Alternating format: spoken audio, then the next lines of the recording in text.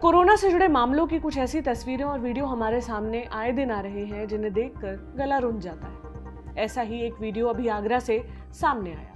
ये video social media पर भी काफी वायरल हो रहा है। वीडियो में अस्पताल के सामने एक मरीज का परिजन पुलिस वालों के सामने रोते हुए दिख रहा है। जमीन पर गिरकर हाथ जोड़ रहा है कि उसकी मां को बचा ले। वीडियो में पुलिस एक प्राइवेट अस्पताल से ऑक्सीजन सिलेंडर निकालती दिख रही है। ट्विटर पर दावा किया जा रहा है कि गिड़गिड़ा रहे शख्स ने जैसे तैसे अपनी मां के लिए ऑक्सीजन सिलेंडर अरेंज किया था और किसी वीआईपी के लिए पुलिस ये सिलेंडर छीन कर ले जा रही है। आप भी ये वीडियो देखिए। आपके चरणों में विनती करता हूं सर, इसका क्या करेंगे भैया मेरी मां से बहुत अस्पताल बेकार है, ये जान ले रहा है इंसानों की फालतू में ये वीडियो सामने आने के बाद आगरा पुलिस के ऊपर कई तरह के सवाल उठ रहे हैं। जाहिर सी बात है कि ऐसा होगा ही, लेकिन इस मामले का पुलिस ने ना तो पूरी तरह से खंडन किया है और इसे भ्रामक करार दिया है। एसपी सिटी आगरा ने कहा है ये वीडियो उपाध्याय हॉस्पिटल आगरा सदर इलाके का है। 2 दिन पहले आगरा में ऑक्सीजन की थोड़ी सी किल्लत आ गई थी। कुछ लोग अपने पर्सनल सिलेंडर हॉस्पिटल को अपने परिजनों के इलाज के लिए दे रहे थे। 2 व्यक्ति इस वीडियो में खाली सिलेंडर को ले जाते हुए नजर आ रहे हैं। एक व्यक्ति पुलिस से गुजारिश कर रहा है कि उसके लिए भी सिलेंडर का इंतजाम किया जाए, जिससे उपाध्याय हॉस्पिटल में कोविड की वजह से एडमिट उसके परिजन का इलाज किया जाए। वीडियो को भ्रामक तौर से पेश किया जा रहा है। ये थी आज की कोविड कथा। अब बढ़ते हैं बड़ी खबर की तरफ। असम राज्य में एक जिला है नौगांव। यहाँ राहा नाम का एक टाउन है। 22 अप्रैल 2021 की बात है। इस टाउन में 12 साल की एक लड़की का शव मिला, जो कि बुरी तरह से जल चुका था।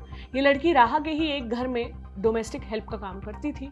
मूल रूप से कार्बी आंगलोंग जिले की रहने वाली थी।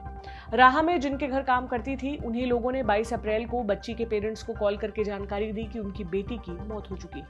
अब असम के कई सारे लोग इस बच्ची के लिए न्याय की गुहार लगा रहे हैं। सोशल मीडिया पर बच्ची के लिए कई सारे हैशटैग भी ट्रेंड कर रहे हैं। क्या है पूरा मामला, अभी तक क्या जानकारी सामने आई है, आरोपी कौन है, सब पर बात होगी आज की बड़ी खबर में। नमस्ते, मेरा नाम प्रतीक्षा है और आप देख रहे हैं दी ऑर्डिनरी शो। सोशल मीडिया पर इस बच्ची के लिए सबसे ज्यादा अगर कोई आवाज उठा रहा है तो वो है कार्बी स्टूडेंट्स एसोसिएशन यानी केएसए। हमने इस घटना को ठीक से जानने के लिए केएसए के प्रेसिडेंट सैमसन तेरौन से बात की।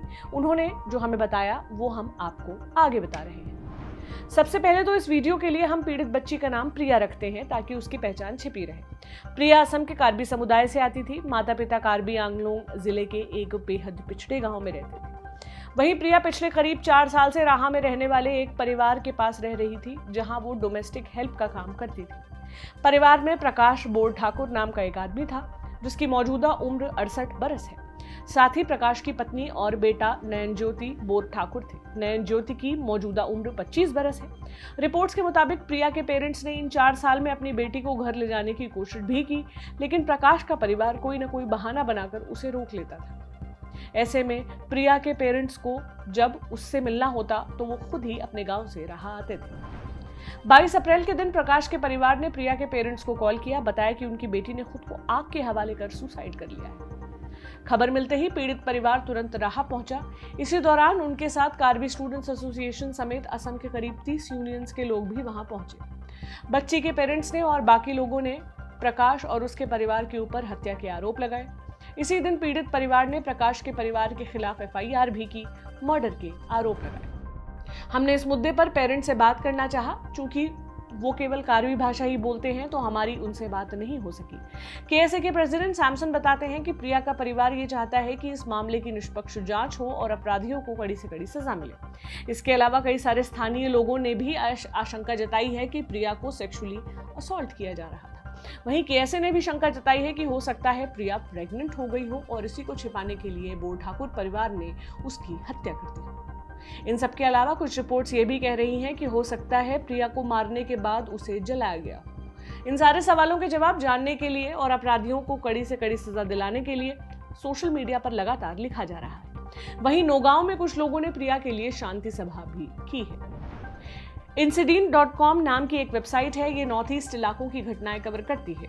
इस वेबसाइट की एक रिपोर्ट के मुताबिक Assam state commission for protection of child rights यानी ASCPCR ने भी दावा किया कि प्रिया सेक्सुअल हरासमेंट का शिकार हुई थी और इस वजह से प्रेग्नेंट हो गई थी। हालांकि पुलिस की माने तो सेक्सुअल हरासमेंट वाले मुद्दे पर अभी जांच चल रही है। खैर, जब मामला सामने आया तो नौगांव पुलिस ने प्रिया के शव को कब्जे में लेकर पोस्टमार्टम के लिए भेज दिया। लेकिन घटना के 7 दिन बाद भी पुलिस ने अभी तक ये साफ नहीं किया है कि प्रिया के साथ आखिर हुआ क्या था। हमने डिप्टी एसपी यानी superintendent of police Anita Hazarika से भी इस मुद्दे पर बात की। उन्होंने कहा, अभी जांच चल ही रही है। सेक्सुअल हरासमेंट, रेप या प्रेगनेंसी वाले मुद्दे पर हमारे पास अभी तक कोई साफ रिपोर्ट नहीं आई है। हमने रिपोर्ट की जांच के लिए आगे इसे भेजा है। पुलिस तत्परता से इस केस में काम कर रही है। 3 आरोपियों को हमने पहले ही जुडिशियल कस्टडी में भेज दिया है। जिन 3 आरोपियों को जुडिशियल कस्टडी में भेजा गया है वो है प्रकाश बोरठाकुर, नयन ज्योति और प्रकाश की पत्नी। वहीं न्याय की इतनी तेज मांग को देखते हुए असम के गवर्नर जगदीश मुखी ने एक मेंबर वाली जांच कमेटी बनाई। IAS अधिकारी और सेंट्रल असम के डिविजनल कमिश्नर मलय बोरा इस कमेटी के मेंबर हैं, यानी वही अब पूरी जांच देख रहे हैं। उन्होंने आज नौगांव जिले के SP और अन्य पुलिस अधिकारियों से मुलाकात की और फिर मीडिया से बात की, जहां उन्होंने कहा, इस मामले की जांच हमने शुरू कर दी है। रहा जहां पर भी बच्ची का शव मिला था वहां भी हम जाएंगे और पूछताछ करेंगे। इसके अलावा बच्ची के मूल गांव भी जाएंगे, उसके पेरेंट्स से मिलेंगे। हम ये भी पता लगाएंगे कि बच्ची अपने घर से दूर राहा में प्रकाश बोरठाकुर के घर क्यों रह रही थी, क्या पढ़ाई के लिए या फिर डोमेस्टिक कामों के लिए। मलय बोरा ने भी अपनी प्रेस कॉन्फ्रेंस पर रेप, सेक्सुअल हरासमेंट और प्रेगनेंसी के सवालों को जांच का विषय बताया है। यानी अभी तक पुलिस ने इन सवालों का कोई जवाब नहीं दिया है। जो जांच कमेटी बनाई गई है उसे 1 महीने के अंदर अपनी इंक्वायरी पूरी करके रिपोर्ट सौंपनी होगी। अगर हम सोशल मीडिया पर रिएक्शंस की बात करें तो त्रिपुरा रॉयल फैमिली के प्रद्योत विक्रम ने तक इस केस के खिलाफ आवाज उठाई है। उन्होंने लिखा था, जो भी उस बच्ची के साथ हुआ वो केवल शर्म की बात नहीं, लेकिन इस बात की कड़वी सच्चाई भी है कि किस तरह से आज भी बच्चियों को ले जाकर शहरी इलाकों में गुलाम की तरह रखते हैं। असम सरकार को इसके खिलाफ एक्शन लेना चाहिए। अब आंकड़ों पर भी थोड़ी नजर डाल लेते हैं। NCRB यानी नेशनल क्राइम रिकॉर्ड्स ब्यूरो के आंकड़े बताते हैं कि साल 2019 में असम में बच्चों के खिलाफ होने वाले कुल 6,608 अपराध दर्ज हुए थे, जो कि किसी भी नॉर्थ ईस्ट स्टेट में सबसे ज्यादा थे। ये केस अभी इतना वायरल है कि आपने भी कहीं ना कहीं सोशल मीडिया पर बच्ची के जले हुए शव की तस्वीर देख ही ली होगी। हमें नहीं पता कि बच्ची के साथ एग्जैक्टली क्या हुआ था। हम अभी इस पर कुछ ठोस कमेंट नहीं कर सकते क्योंकि ये सब अभी जांच का मसला है। हम केवल उम्मीद कर सकते हैं कि बच्चे और उसके परिवार वालों के साथ हमारा कानून न्याय करेगा। और हम इतना जरूर जानते हैं कि एक बच्ची जो आगे चलकर बहुत कुछ कर सकती थी अब हमारे बीच नहीं है। बेहद निर्मम तरीके से उसका अंत हो गया है। यहाँ खत्म होती है हमारी बड़ी खबर। अब बढ़ते हैं हमारे अगले सेक्शन की तरफ, यानी आपको बता देते हैं दिन की सुर्खियां क्या है। पहली सुर्खी आई है यूपी के नोएडा से। कुछ तस्वीर सोशल मीडिया पर काफी वायरल हो रही है। इसमें एक महिला एक अधिकारी के सामने रोते हुए दिखाई दे रही है। इंडिया टुडे के वरिष्ठ संवाददाता तंसीम हैदर की रिपोर्ट के मुताबिक महिला का नाम रिंकी देवी है। उनके इकलौते बेटे कोरोना से संक्रमित हो गए थे। नोएडा सेक्टर 51 में बेटे का इलाज चल रहा था।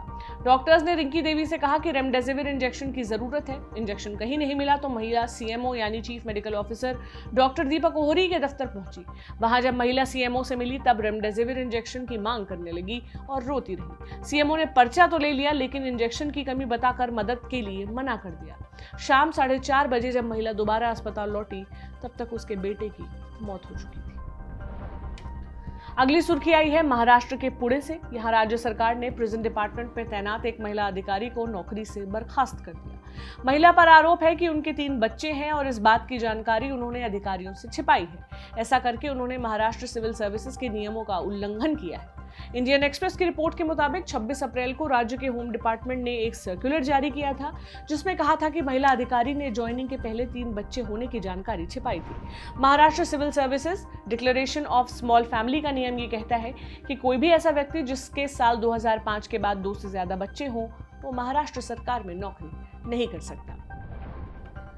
अगली सुर्खी है उत्तर प्रदेश के प्रतापगढ़ से। यहाँ एक वीडियो इस वक्त काफी वायरल है जिसमें JCB मशीन की मदद से एक महिला का शव उसके घर के आगे दफन करते हुए कुछ लोग दिखाई दे रहे हैं। इंडिया टुडे की रिपोर्ट के मुताबिक महिला को काफी समय से सांस फूलने की दिक्कत हो रही थी। 6 महीने पहले उसके पति की भी मौत हो गई थी, जिसके बाद वो अपनी बहन के साथ रहने लगी थी। बहन का पति मुंबई में मजदूरी करता था। 27 अप्रैल की शाम महिला ने भी दम तोड़ दिया। उसकी बहन ने 2 दिन तक शव घर पर ही रखा। जब गांव वालों ने अंतिम संस्कार करने को कहा तब महिला ने कहा कि उसका पति आ जाए तब करेगी, लेकिन शव की दुर्गंध आने लगी थी, इसलिए गांव वालों के कहने पर महिला ने घर के सामने ही शव दफना दिया।